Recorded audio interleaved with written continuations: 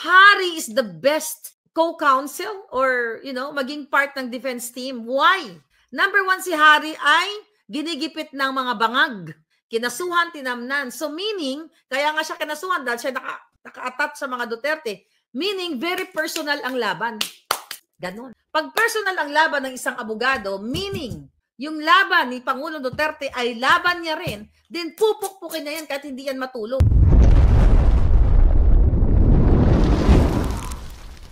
Sabi ni Inday, naintindihan ko, tayong lahat gusto natin mapalayas si Bangag. Okay? Sa pwesto, pero BBM sinabi niya ako bangag. Hindi ko siya kayang tawagin BBM. Bangag, bangag, bangag. Sa pwesto kasi wala tayong nakikitang pagbabago o pagtutuloy ng pagbabago. Ulitin ko. Naintindihan ko, tayong lahat gusto natin mapalayas si Bangag sa pwesto kasi wala tayong nakikitang pagbabago o pagtutuloy ng pagbabago na nasimula ni dating Pangulong Duterte. Na yan ang rason kung bakit natin siya ibinoto. Pero kahit man mapalayas natin ang adik na presidente, sinabi ni Inday, na hindi niya, na adik na presidente natin, hindi natin mapapabalik si dating Pangulong Duterte. So dalawang bagay po yon. Kailangan natin mapadismiss ang kaso ni Pangulong Duterte at pabalik-balik siya sa Pilipinas. At iba po yung, kaso nga, medyo mahina si Kaufman, BP. Kailangan magpalitan nyo na yan.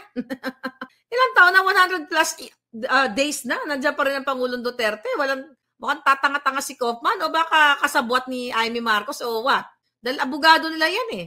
Sabi ni BP, at ito po yung bagay na meron tayong galit at meron tayong kagustuhan na palayasin o patalsikin ang ating presidente ngayon. Matagal na dapat napatalsik yung gagong yan. Sabi ni Inday Sara, kinuha nila, binigay siya ni Bangag sa ICC. Pero hindi makukuha pabalik ni Bangag. Di ba sinabi ko ito noong nakaraang araw sa vlog natin? Si dating Pangulong Duterte. Bakit? Kasi pumasok na siya sa kulungan. Under custody na siya sa ICC kasi sinurrender na siya ng Pilipinas. Kasi gusto nilang tumulong o mag-cooperate. Bakit? Ang tanong, ay nako. Oh my God, nakakaawa Pangulong Duterte, nakapagsabuatan. Di ba? Expose ko yan. 2023, expose ko yan. Expose ko yan mga palangga. Wala na akong tiwala kay Kaufman. Alam mo, this is just my opinion, okay? Hindi man niya nanonood si Vice President Inday dahil sa dami niyang dami niyang isikaso. Pero this is just my opinion. Kung mayaman lang ako, sabihin ko kay Inday Sara, ako na magbayad ng lawyer, palitan mo si Kaufman, tatanga-tanga eh. 'Di ba? Pwede kong ganoon. But this is just me, okay? Pwede ako mag-hire ng another lawyers, group of lawyers. Okay, na alam ko na may galing talaga. Ano na nangyari kay Kaufman?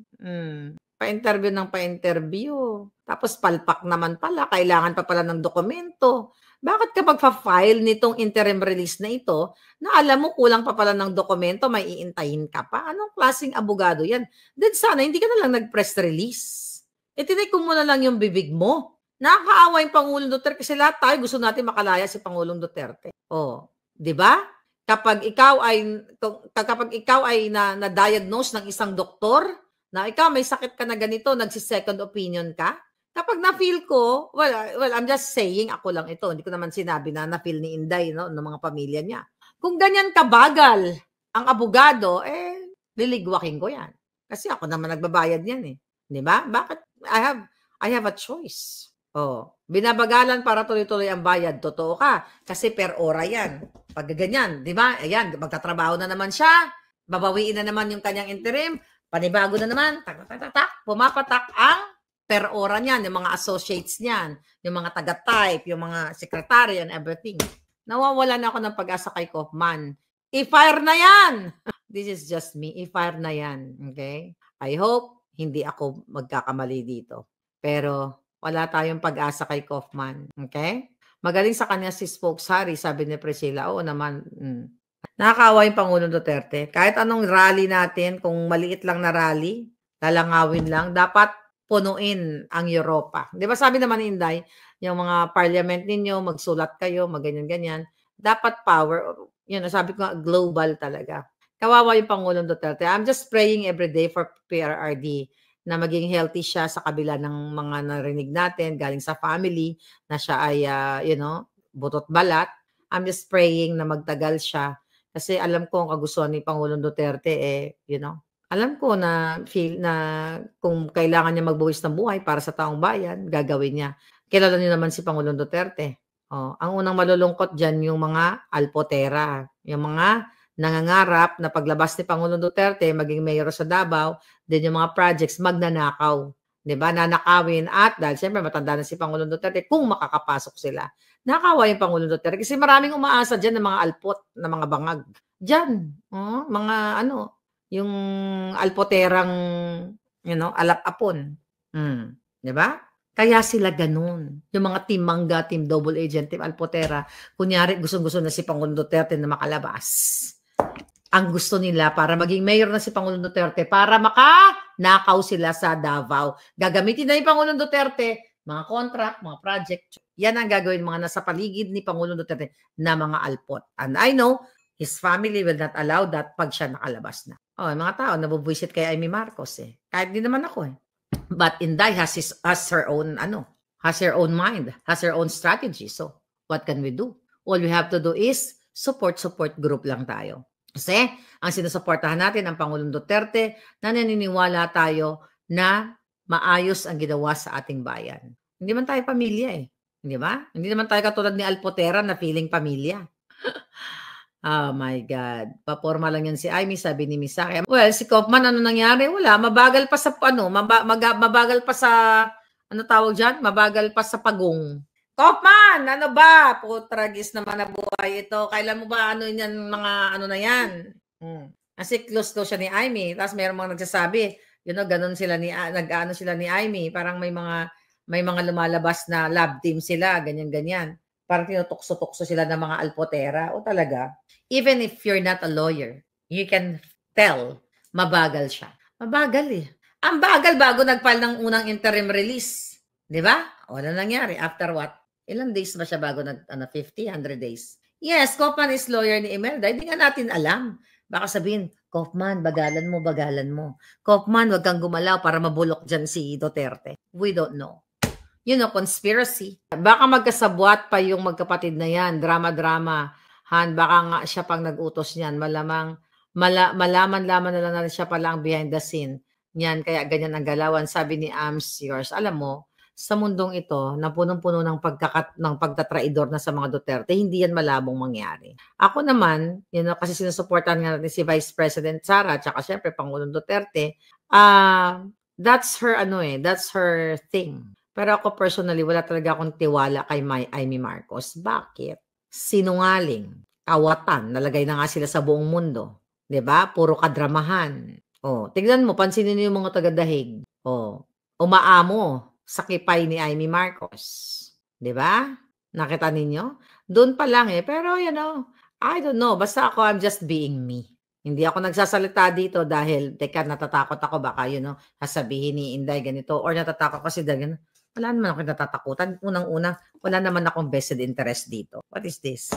'Di ba? Ang sa akin lang, it's my observation na ang bagal ni Kaufman at si Mangga ay ginagago lang ang mga Duterte.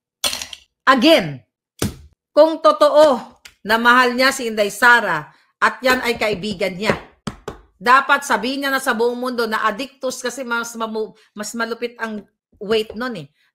Ang kapatid niya ay addictus benedictus. Then, kapag nag-wildfire na, hindi matanggal na si Bangag, o di yung BFF niya ang mag-upo, si Inday Sara, hindi tulungan niya ngayon. Tulungan niya ngayon sa pamumuno. Kaso, that's personal thing ng mga Marcos. Ako, I don't trust traitors. Never again. I hope malagpasan niya ito at makalaya na siya at ma-acquit siya dito sa September. Pero kung ganyan ang abogado na parang wala lang, papalitan ko. 'Di ba? Malungkot ang kinaharapan natin na buhay. Kasi, okay, here's my thing. Okay, I have to speak up. Bakit?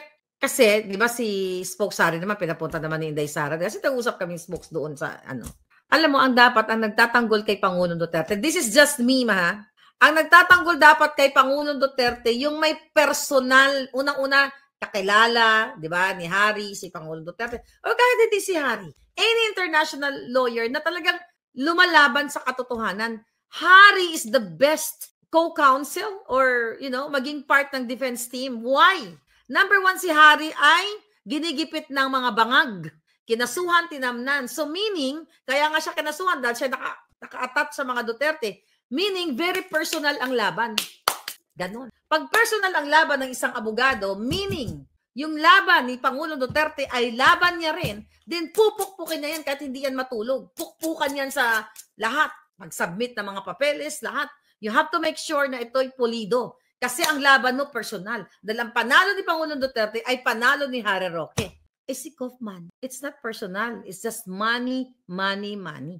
Di ba? Kaya kapag kumuha kayo ng mga abogado, wherever you are, tignan nyo yung lawyer kung ang laban ba nito ay pera-pera lang o personal.